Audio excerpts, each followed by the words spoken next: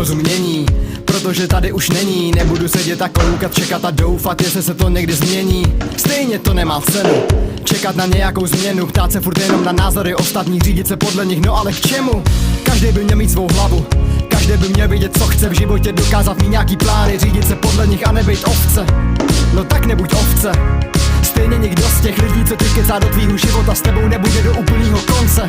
To budeš jenom ty sám, no takže vyber si sám, jestli to necháš bejt, zahodíš šanci, nebo zamakáš a splní si plán. Já si plním svý plány, i když se mi dřív smáli, říkali na tohle nemáš, co tady děláš, nerepuj, otoč se táhni. Teď se směju já i všichni, co za mnou stáli, no a na všechny ty, co mi nevěřili, chtěju teď jako kdyby šel na plány. Nechte mě